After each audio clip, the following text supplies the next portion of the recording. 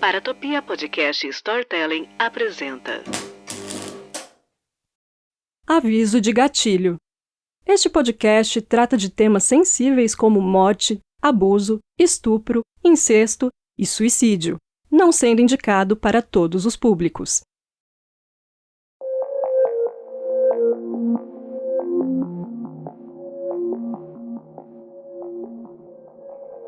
Olá, eu sou a Jay Carrillo, física que trabalha com ficção científica, e nas horas vagas eu sou uma assassina em série não praticante. Estamos de volta para a segunda temporada do Criminologia. Caso você não tenha ouvido a primeira, não tem nenhum problema, porque os episódios tratam de histórias diferentes. O Criminologia é um programa voltado para casos reais, o famoso gênero de True Crime. Nesses episódios, eu vou abordar o tema de aniquiladores de família. Meio pesado, né? Mas você sabe o que define um aniquilador de família? É um dos tipos mais comuns de assassinatos em massa. Geralmente, é um homem mais velho da casa que está deprimido, paranoico, embriagado ou uma combinação de tudo isso aí.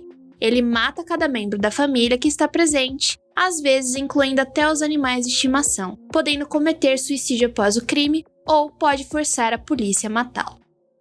Dentre os vários assuntos de crimes reais, casais de serial killers e aniquiladores de família são os temas que mais me deixam fascinada e intrigada. E hoje vamos falar do caso da família Camargo, que aconteceu aqui no Brasil e provavelmente muito pertinho de você.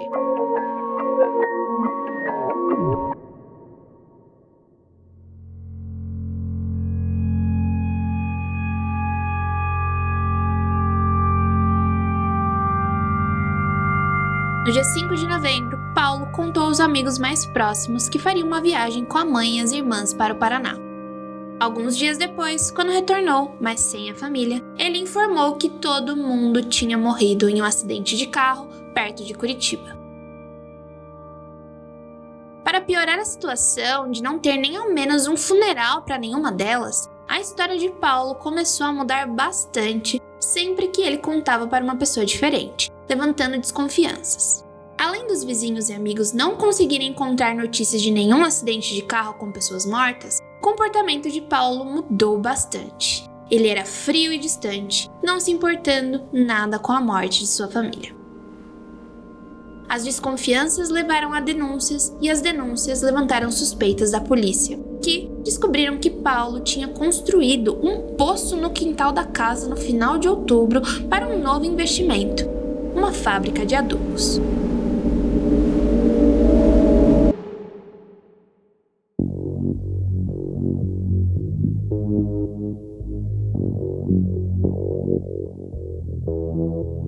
Paulo Ferreira de Camargo, de 26 anos, era recém-formado em Química pela Universidade de São Paulo, a USP, se tornando logo em seguida um professor assistente e pesquisador pela mesma instituição. Ele era de família de classe média, sabia tocar piano e falava inglês e francês. Paulo dividia um terreno onde estava sua casa com a mãe e duas irmãs mais novas, na rua Santo Antônio, bem próxima à Avenida 9 de Julho, no bairro da Bela Vista, em São Paulo. O que podemos dizer da vida da família Camargo era que tanto Paulo quanto as irmãs eram órfãos de pai desde muito cedo, recebendo aí uma educação um pouco mais firme da mãe, a Benedita Ferreira de Camargo, que tinha 56 anos na época. As filhas, elas se vestiam de uma forma muito discreta e comportada até para a época, tá? Isso porque a Benedita, ela era de uma família muito tradicional que estava na cidade desde a fundação. Por isso, ela sempre tentava manter, entre aspas, o padrão de vida dos filhos ali naquela época.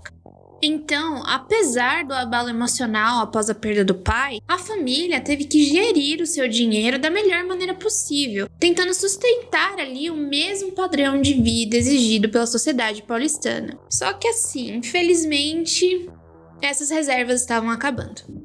E claro, por conta da época e das tradições, as esperanças de melhoras financeiras foram depositadas em quem? Num único filho, por ser homem. Então a gente já tem aí uma situação estressante na família, finanças. Benedita estava contando apenas com o que a formação do filho poderia trazer. Cordélia, filha mais nova de 19 anos, cursava filosofia na USP e trabalhava como datilógrafa. Só que assim, Eu não falei ainda que ano que a gente tá, mas a gente tá em 1948. Então, a gente tem que levar em consideração que o que as mulheres ganhavam naquela época não era nem comparável ao que os homens ganhavam, né? Como se as coisas tivessem mudado tanto assim hoje em dia, mas tudo bem, vamos pra frente. Estamos falando da década de 40, 50, onde nenhum trabalho realizado por mulher era tão valorizado assim. Então, tudo dependia do filho mais velho. Paulo era conhecido por seus colegas de trabalho e vizinhos por seus hábitos metódicos. Só que, nos últimos meses, ele estava mais estranho do que antes, causando ali um certo incômodo no pessoal. Nessa época, ele passou a se dedicar a experimentos no laboratório da faculdade, como disparos com arma de fogo, falando que eram testes para verificar os efeitos do atrito nos materiais. Deixa eu calcular aqui, será que a terceira lei de Newton realmente funciona? A lei da ação e reação? Se eu atirar essa bala, será que vai perfurar mesmo algum lugar? Chamando aí a atenção dos seus alunos e de todo mundo da faculdade, a ponto dele ser advertido na ocasião pelos reitores do lugar. Mas a estranheza não para por aí. Ele ainda fazia perguntas esquisitas para o professor do departamento, o Dr. Hoffman, sobre quais eram os melhores agentes químicos para dissolver cadáveres. Ai, de novo, todas as bandeirinhas vermelhas se levantando, entendeu? Muito perigo aí sendo anunciado. Se não está ruim, eu acho que já tá virando uma coisa recorrente nesses episódios.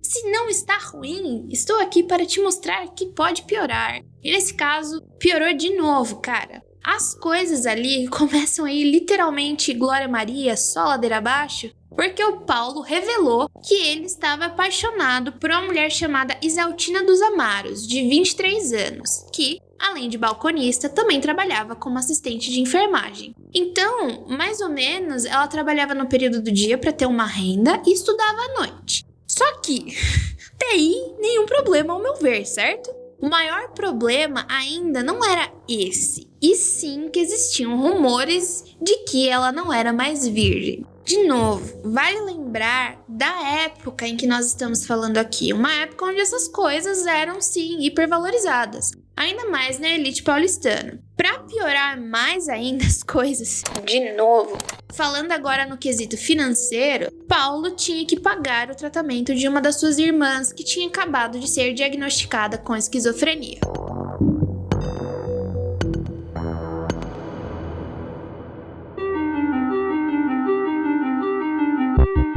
O conceito de esquizofrenia foi concebido por Eugene Bleuler com uma publicação de sua monografia, abre aspas, Demência Precoce ou o Grupo das Esquizofrenias, fecha aspas, em 1911. Bleuler criou esse neologismo para marcar a ruptura com um conceito que era até então aceito, chamado de demência precoce de Emil Kraepelin. De novo, esse pessoal, esses cientistas, eles não falam as mesmas línguas que eu falo, que é o inglês e o português brasileiro. Então eu já peço desculpas, porque provavelmente esse último eu errei feio o nome. Então, desculpa. O termo demência precoce indicava a deterioração mental em pessoas jovens, ou seja, as recém-entradas na vida adulta. Esse conceito foi questionado por Bleuler porque descobriram e estudaram casos de que a deterioração não aparecia apenas precocemente, mas também em idades mais avançadas. Então, era sim necessária uma alteração no nome da doença. Com o nome esquizofrenia, de origem grega, através da junção do verbo esquizo, que significa separar, e pelo substantivo phren, que significa inteligência, Bleuler tentou mostrar que o sintoma principal da doença é a dissociação da psique, ou do psique. Fica aí o questionamento. Acabei de descobrir que não é nenhum dos dois, é da psique. Obrigada, Murilo. E não uma progressiva deterioração psíquica. Ao contrário do seu antecessor, o Bleuler, ele abriu o caminho para a psicanálise ali, no caminho da compreensão da esquizofrenia, recorrendo a Jung e Freud. Esses dois nomes eu sei falar, tá? Segundo alguns estudiosos, Bleuler definiu a esquizofrenia como um conjunto de psicoses, sendo a doença caracterizada por um tipo específico de alteração do pensamento, dos sentimentos e da relação com o meio em que o indivíduo está ali vivendo. A dissociação, ela está presente de maneira mais ou menos nítida nas funções psíquicas, acabando por atingir a personalidade e os processos em que a pessoa estabelece relações positivas e agregam valores a isso. O processo associativo sofre alteração, isso é, quando falamos do processo normal do pensamento, o conteúdo cognitivo, ele se combina para fazer a associação. Já na esquizofrenia, esse conteúdo é entendido de maneira isolada, ou seja, eles não irão se combinar ou irão fazer combinações menos eficientes. E é aí que teremos um pensamento confuso, não linear. A partir do momento que Bleuler não aceita a teoria da degeneração, ela acaba sendo esquecida até a primeira metade do século XX, mas mais por causa da Primeira Guerra Mundial mesmo. Foi aí quando se tornou claro que indivíduos sem predisposição genética podiam sim desenvolver doenças mentais, inclusive essa. Por conta disso, a segunda edição do Diagnostic and Statistical Manual of Mental Disorders, o DSM-2, que por sinal, eu falei do 2, mas eu acho que já tá no 5, não tenho certeza, como é chamado o órgão que faz a classificação de transtornos mentais da Associação Psiquiátrica Americana, em 1968, eles apresentam aí um conceito de esquizofrenia muito mais amplo, com uma descrição de sintomas ainda pouco elaborada. Nessa época, eles ainda consideravam psicótico todo paciente que era, entre aspas, incapaz de atender às demandas da vida diária. Um estudo colaborativo entre os Estados Unidos e o Reino Unido mostrou que os psiquiatras americanos diagnosticavam a esquizofrenia de forma muito mais ampla que os psiquiatras britânicos, incluindo no conceito casos de transtorno de personalidade e de humor. Mas claro, ao longo dos anos e de mais estudos, o conceito da esquizofrenia ela foi sendo adequada ao que entendemos hoje, que na verdade continua bem amplo, tá? Então o que podemos ver é que em mais ou menos 40, 50 anos, teve aí uma evolução no campo da psicopatologia, mudando completamente o modo como se via a psicose, principalmente a esquizofrenia que antes era uma doença degenerativa precoce e depois aí ganhou uma classificação mais robusta. Vale lembrar também que os estudos da psicanálise, como a elaboração mais delineada da concepção das psicoses por Lacan, por exemplo, contribuíram bastante para o entendimento dessas doenças. Até hoje, não sabemos ao certo a causa da esquizofrenia, mas a combinação de alguns fatores genéticos, cerebrais e ambientais afetam o aparecimento e a existência da doença. Outra coisa, tudo isso que eu falei aqui agora foi de pesquisas que vão estar aí no post, caso você queira ler, ver da onde eu tirei, tá bom? E agora eu vou deixar um aviso para o autodiagnóstico.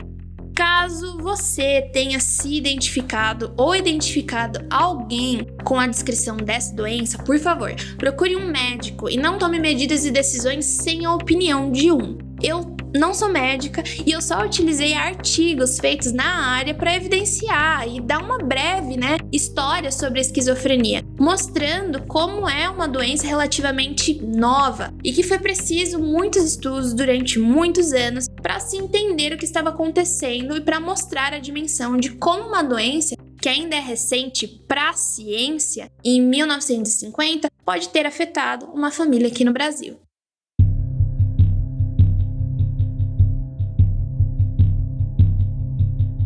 Temos aí incertezas, medo do novo, do desconhecido, que sempre existe e vai existir. Mas é claro que isso é mais um fator de estresse para todos os integrantes da família Camargo. Nesse mesmo período, no início de 1948, uma nova construção foi adicionada à casa. Paulo contratou 2 pedreiros para cavar um poço de 5 metros nos fundos da casa e pediu para que fosse construído o mais rápido possível. Os 2 ganharam 2.000 cruzeiros, ou R$720, mais ou menos, no ano de 2022 agora, e concluíram o trabalho no mesmo dia. A justificativa que ele usou para suas irmãs e mãe foi que ele tinha o intuito de começar uma fábrica de adubo caseiro para ganhar mais dinheiro. Logo, ele não poderia usar a água encanada da casa. Como nem a mãe e nem as irmãs entendiam muito bem do assunto, elas apenas aceitaram e, como era uma espécie de investimento, a obra prosseguiu. De novo, gente, a gente tem um episódio que o cara do nada, X, foi lá e trouxe um arpão pra casa. Ele nunca pescou, ele nunca caçou, nem nada, e ele trouxe um arpão. Se de repente alguém constrói um poço na sua casa, não sei, é de se estranhar um pouquinho, né? Só que aqui nesse caso, só os vizinhos acharam estranho e denunciaram a obra. Só que não dei nada, tá?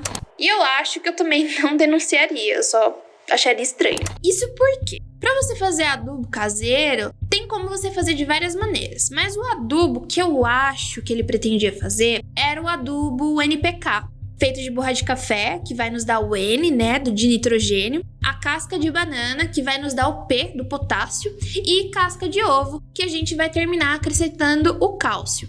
Depois de misturar tudo isso com água em um liquidificador até ficar homogêneo, você vai ter aí o seu adubinho caseiro. Então, eu não acho suspeito ele não querer usar a água encanada da casa. Mas construir um poço, meio exagerado para uma fábrica caseira, eu acho. E bom, eu e o vizinho estamos certos.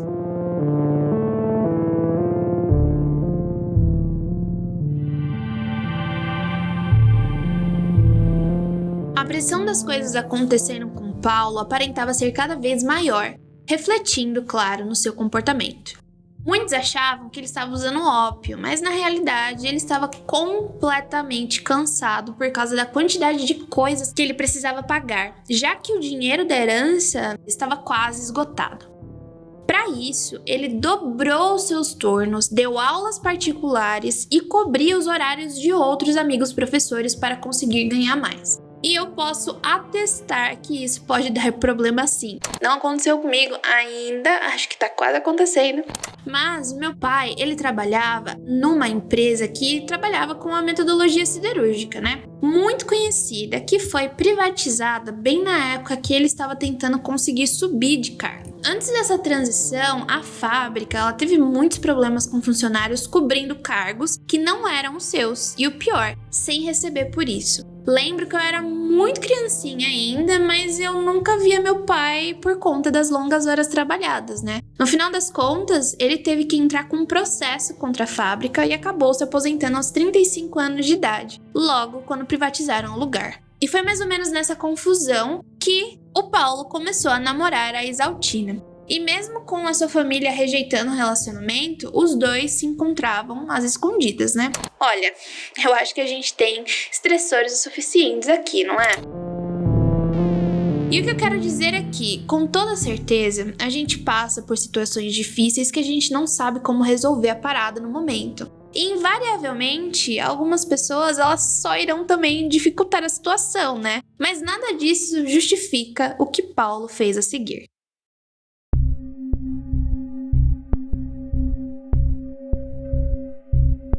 No dia 5 de novembro, Paulo contou aos amigos mais próximos que faria uma viagem com a mãe e as irmãs ao Paraná. Alguns dias depois, quando só ele retornou, sem família alguma, ele informou que todo mundo tinha morrido em um acidente de carro perto de Curitiba, menos ele.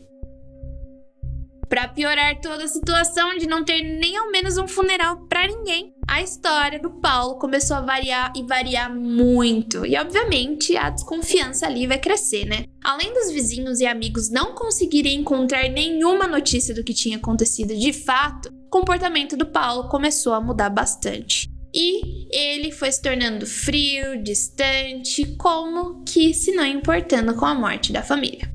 Com todas essas suspeitas, a gente chega finalmente na polícia que abre uma investigação.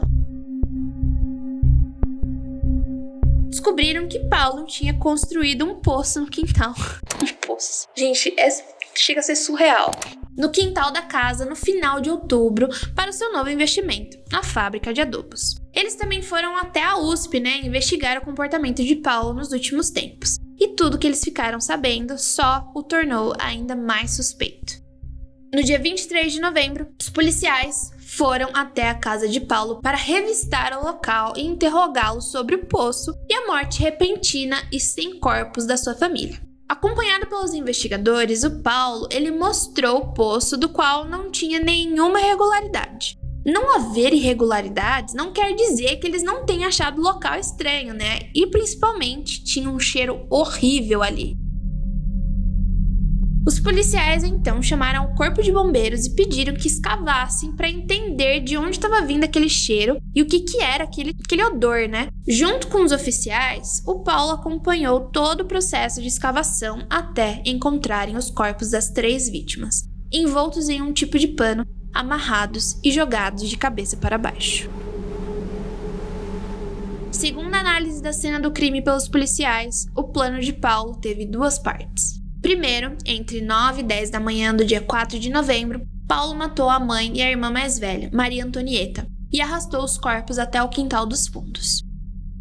Eu também li em alguns lugares que quando Paulo foi almoçar com a sua mãe e a irmã, ele deu um sonífero para as duas e só quando o remédio fez efeito ele as matou com a arma de fogo. Algo que aparentemente também não foi feito dentro da casa, porque lá não tinha marcas na parede, nos móveis, não tinha marca de bala, não tinha espirro de sangue, sendo que foi confirmado que a bala chegou a atravessar alguns dos corpos, né? Eu não tenho muita certeza se as análises dos corpos à procura do sonífero foram feitas na época, porque eu não achei nenhum documento falando exatamente isso. Mas o que sabemos é que elas foram mortas no estilo execução. A segunda parte foi ao meio-dia do mesmo dia, quando Cordélia, a irmã mais nova, chegou do trabalho para almoçar e também foi morta, assim como as outras mulheres. Paulo matou todas a tiros, encapuzando-as e jogando todos seus cadáveres dentro do poço do qual selou a boca no final. O corpo de Benedita foi encontrado com roupas de se ficar em casa e com 2 perfurações nas costas. Maria Antonieta foi encontrada usando pijamas e foi baleada 3 vezes, uma na nuca e 2 nas costas.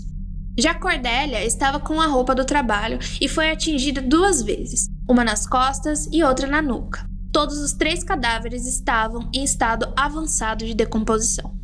Enquanto os policiais escavavam e retiravam os corpos do poço, Paulo disse que precisava ir ao banheiro e, mesmo com as portas externas da casa vigiadas por policiais, ele ainda tinha acesso ao interior da casa, onde pegou a mesma arma usada nas vítimas e utilizou em si mesmo. Mas outra morte ainda aconteceu por causa do caso. Um dos bombeiros que participou da escavação morreu de infecção por exposição aos cadáveres ao manusear os corpos sem proteção de luvas. Paulo, Benedita, Cordélia e Maria Antonieta foram enterrados no cemitério da Consolação em São Paulo. Por sinal, agora, sempre quando eu volto do trabalho, eu passo pelo cemitério da Consolação e eu não consigo parar de pensar que eles estão enterrados lá. Meu Deus, que coisa mais mórbida. No dia 25, os jornais publicaram uma entrevista com Isaltina, da qual ela confirmava sim que a família de Paulo era contra o namoro dos dois e que um dia, após o crime, Paulo a teria levado para passar a noite lá na casa dele, né, dizendo que se sentia muito triste porque estava sentindo muita falta da família e que tudo ao seu redor lembrava elas. Há também outra teoria de que Paulo teria matado sua família porque todas estavam gravemente doentes e ele não tinha como pagar os cuidados necessários para os tratamentos.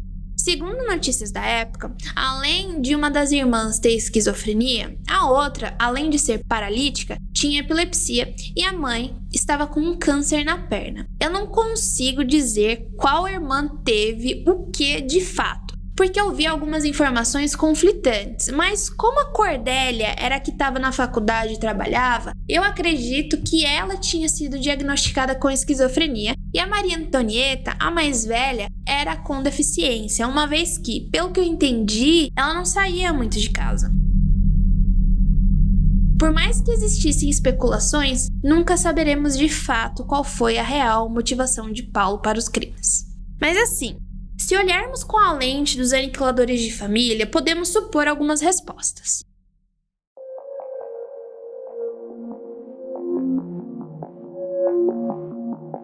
Aqui a gente tem um caso que eu não toquei propositalmente na primeira temporada. Pessoas mais novas que matam sua família e não os pais, os mais velhos de meia idade ou quase atingindo aí essa marca. Nós temos alguns exemplos muito famosos de filhos que mataram seus pais, mas eu não acho que se encaixem nos aniquiladores de família de fato. Eu acredito que as motivações são direcionadas somente aos pais, como é o caso da Suzanne von Richthofen. Ela não matou o irmão dela, por exemplo. Ele não era um problema na sua visão. Aqui, a família como um todo era o problema de Paulo, mesmo ele não se encaixando no homem de meia idade e etc. Mas ele ainda era o único e principal provedor de todo mundo ali, por mais que Cordelia tivesse seu emprego. Benedita criou os filhos com o estigma do status de uma família de elite de São Paulo, ou seja, a família era um símbolo, algo a que se orgulhar.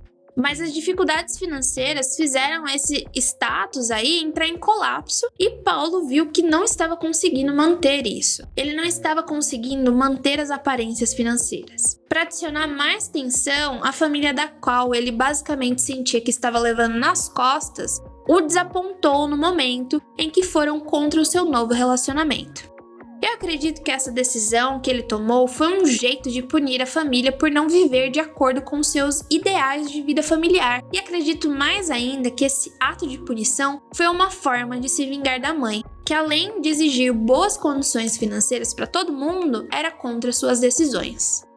Mas, além de eu achar isso, é uma suposição minha, né? Lendo os artigos sobre aniquiladores de família e aqui durante toda essa primeira e segunda temporada, acreditem se quiser, a história ela não acaba aqui.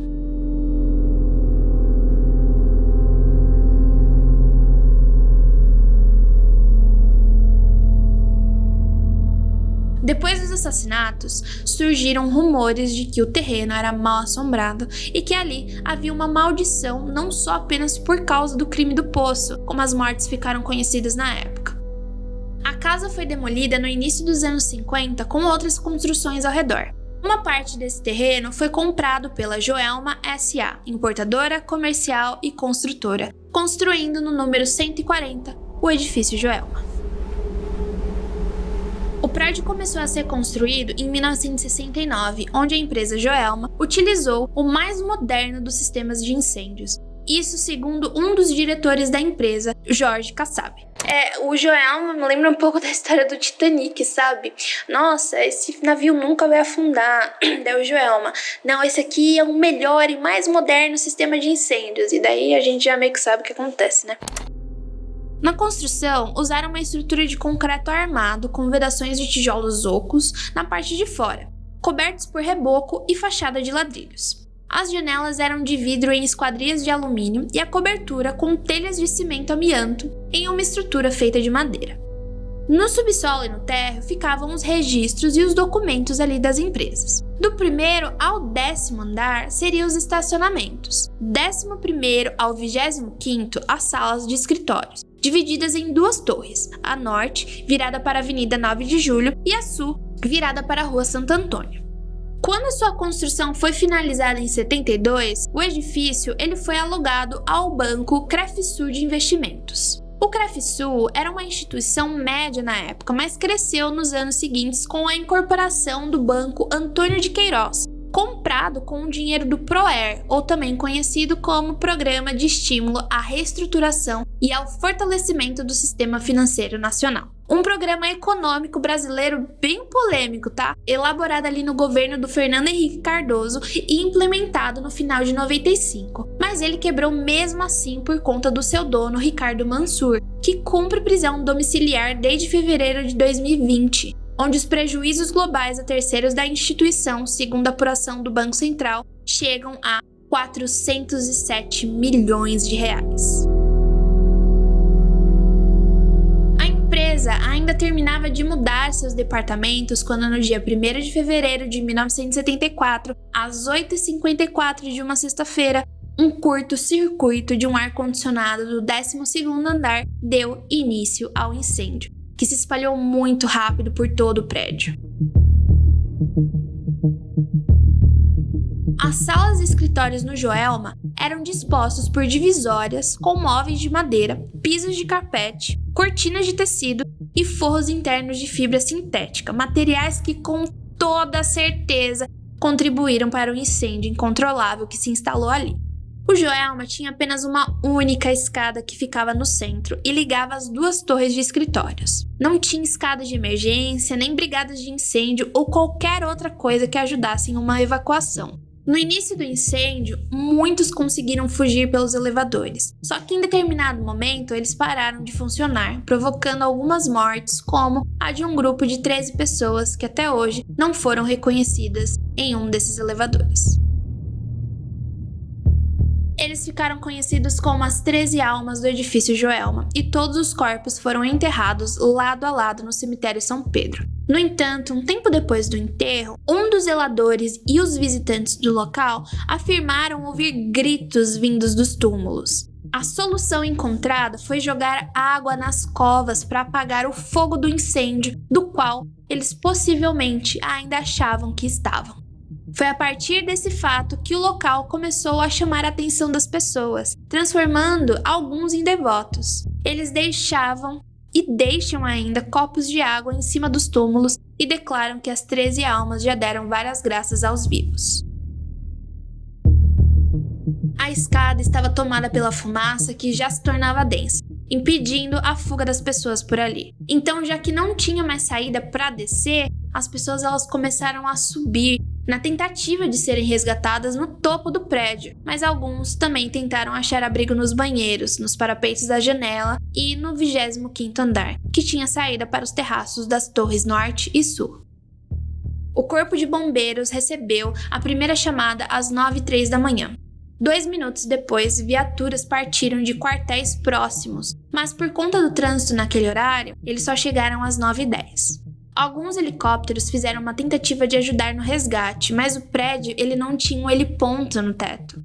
As telhas feitas de amianto, que é uma fibra mineral natural bem flexível, escadas, vigas de madeira e a fumaça do incêndio também dificultavam a ajuda pelo céu. Muitos dos bombeiros que tentavam resgatar as pessoas dali não tinham os principais itens de segurança, como máscaras de oxigênio, e mesmo assim eles decidiram entrar no prédio tentando resgatar os que tinham conseguido chegar ao topo. Só que não foi uma ideia muito boa, porque a fumaça e as chamas já tinham feito muitas vítimas. E é nesse momento que foram vistas algumas pessoas se atirando do edifício. Mais de 20 pularam e nenhuma sobreviveu. Só depois de 1h30 após o início do incêndio é que o primeiro bombeiro conseguiu, com a ajuda de um helicóptero, chegar ao telhado. Mas muitos já estavam mortos por causa da temperatura do topo do prédio, que chegou a alcançar 100 graus Celsius. A maioria dos que estavam ali conseguiu se salvar porque estavam debaixo de uma telha de amianto e somente as pessoas do telhado da torre norte foram resgatadas com vida. Por volta das 10h30, o fogo já havia devorado quase todo o material inflamável do prédio. O incêndio somente foi extinguido com a ajuda de 12 autobombas, 3 autoescadas, 2 plataformas elevatórias e a ajuda de dezenas de veículos de resgate. Dos aproximadamente 756 ocupantes do edifício, 191 morreram e mais de 300 ficaram feridos. A grande maioria das vítimas eram funcionários do Banco Crefisul.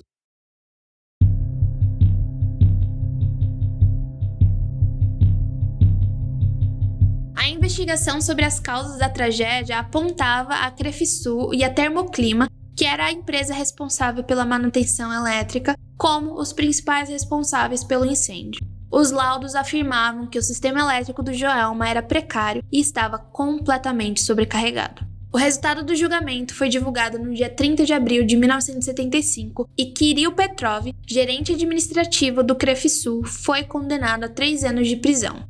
Walfrid George, dono da Termoclima, o eletricista Gilberto Araújo Nepomuceno e os eletricistas da Crefisul, Sebastião da Silva Filho e Alvínio Fernandes Martins, receberam condenações de 2 anos. Depois do incêndio, o prédio ficou em obras por 4 anos até que foi reinaugurado em 1978, com o nome de O Novo Joelma, dando uma grande ênfase aos seus novos padrões de segurança. Em 2000, ele foi renomeado como Edifício Praça da Bandeira.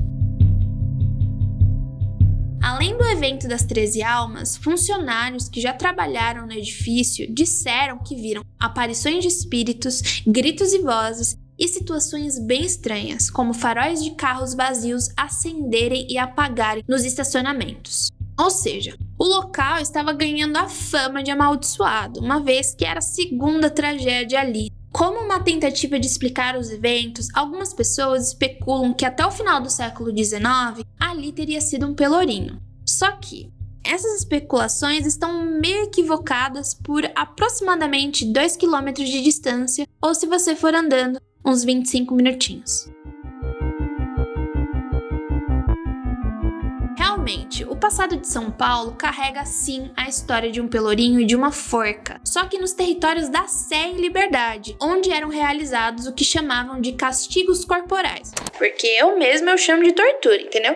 Que eram previstos no Código Criminal do Império em 1830 e na Lei da Morte em 1835. Fazendo literalmente da região central de São Paulo um lugar onde foi derramado muito sangue preto. O cadafalso da forca, que antes ficava perto do rio Tamanduateí, foi transferido no século XVIII para o alto de uma colina ao sul da Sé, chamado de Morro da Forca. Em 1950, foi renomeado para a Praça da Liberdade, o local que hoje conhecemos como Praça Liberdade Japão. Caso você queira visitar essa parte da nossa história, a Igreja Santa Cruz das Almas dos Enforcados e sua Capela das Velas ainda tem a memória dos enforcamentos que aconteceram no local nos séculos XVIII e XIX. Mas quando passamos para o bairro da Bela Vista, onde o terreno está localizado, ali do Joelma e do Crime do Poço, a gente tem uma história um pouquinho diferente. Os primeiros registros do bairro aconteceram ali mais ou menos em 1559, e segundo historiadores, existia uma grande fazenda no local chamada de Sítio do Capão, mas que mais tarde passou a ser conhecida como a Chácara das Jabuticabeiras, por conta da grande quantidade dessas árvores ali. Centenas de anos depois, já na segunda metade do século XVIII, o local passou a ser conhecido como Campos do Bexiga, onde tinha uma grande quantidade de fazendas pertencentes a Antônio José Leite Braga, o Bexiga, que passou a ser chamado dessa forma porque ele teve varíola, ou também é chamada bexiga. Em 1978, o imperador Dom Pedro II resolveu lotear as terras da região e, como os preços eram mais baixos, muitos imigrantes italianos que não se interessaram em trabalhar colhendo café no interior do estado de São Paulo acabaram por fazer do local sua moradia. Por mais que tivéssemos imigrantes italianos ali, as terras da região abrigaram pessoas escravizadas, tornando-se pessoas libertas e contribuindo para a formação do bairro. Por remeter a uma doença, a população passou a chamá-lo de Bexiga, e é um local que apresenta contrastes sociais, tendo famílias de classe média alta no Morro dos Ingleses, nas proximidades da Avenida Paulista, e famílias operárias no Bexiga. A tragédia do Joelma abriu uma discussão em relação aos sistemas de prevenção e combate ao incêndio nas metrópoles brasileiras. O Código de Obras do município de São Paulo, em vigor, era o de 1934, onde a cidade só tinha 700 mil habitantes, prédios de poucos andares, e a tecnologia não era a mesma, certo? Ou seja, naquela época não tinha a mesma quantidade de aparelhos eletrônicos ou elétricos como nos anos 70. Mas se vocês acham que as tragédias acabaram por aqui, não se iludam. Esse debate só foi reacendido porque 2 anos antes, outro prédio pegou fogo bem próximo dali.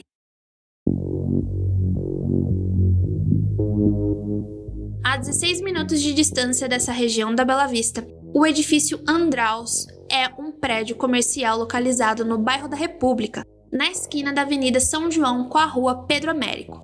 Possuindo 115 metros de altura e 32 andares, a sua construção começou em 1957 e foi finalizada em 62.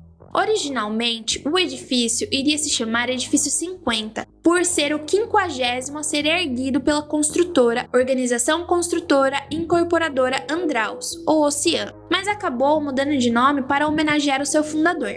Ele tinha 31 andares e um subsolo, tudo projetado pelo arquiteto polonês Majer Boczkowski.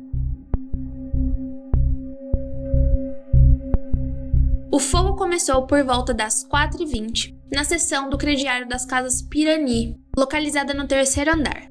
A loja ocupava 5 dos 27 andares do prédio. Isso porque, naquela época, ela era uma rede varejista de eletrodomésticos que foi inaugurada ali pelos anos 50, sendo uma das lojas mais importantes de varejo do país e principalmente em São Paulo, porque a sede de lá era uma espécie de cartão postal para a empresa, porque ela era uma das primeiras lojas a terem escadas rolantes e, de poder tirar uma fotinha como recordação.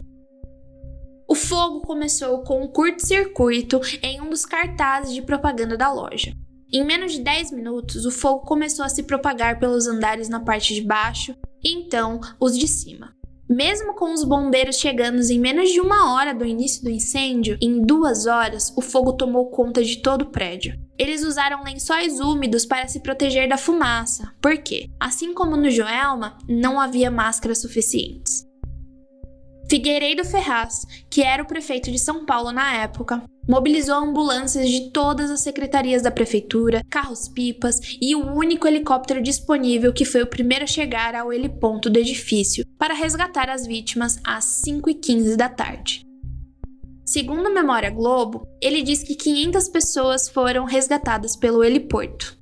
O incêndio foi amplamente divulgado, sendo o primeiro a ser transmitido pela televisão.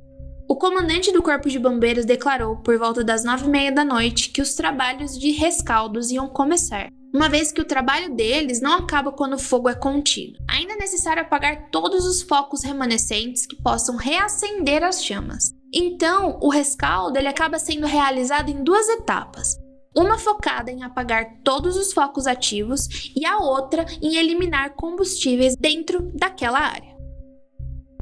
Os bombeiros ainda não tinham um número total de mortos, já que o resgate das pessoas que estavam no topo do edifício não tinha terminado. Durante o período de 7 horas do incêndio, toda a região em torno do Andraus ficou sem energia elétrica. De acordo com o IML, 16 pessoas morreram carbonizadas ou se atiraram pelas janelas, e outras 320 ficaram feridas.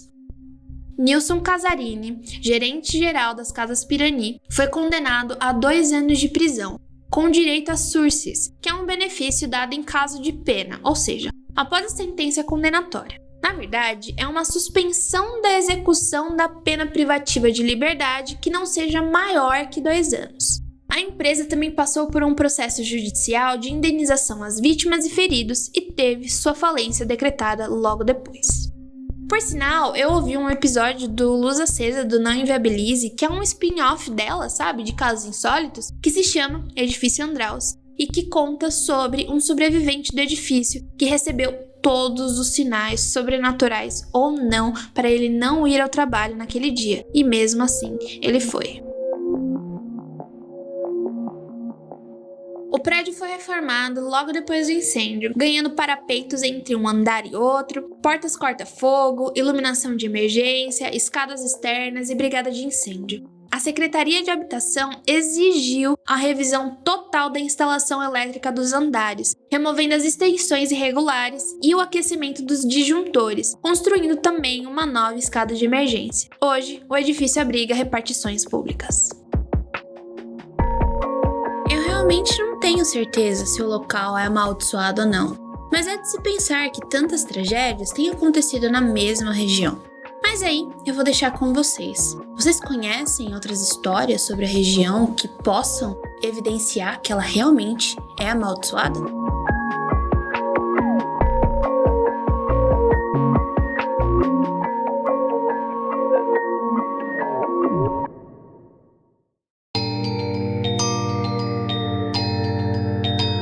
Esse foi mais um episódio do Criminologia Aniquiladores de Família, uma produção para a Topia. Esse episódio só foi possível graças a eu mesmo, que pesquisou e roteirizou a história, a Ananda Mida e ao Fernando Ticon, que revisaram e fizeram uma leitura sensível, além de todo o trabalho de organização, e ao Murilo, a alma sonora desse podcast. Esse projeto é independente e só é possível graças à contribuição de vocês. Se você quiser incentivar esse e mais projetos, entre em apoia.se/confidencial. E com uma assinatura de R$5 por mês, você já ajuda a gente pra caramba. E é isso, nos vemos na semana que vem.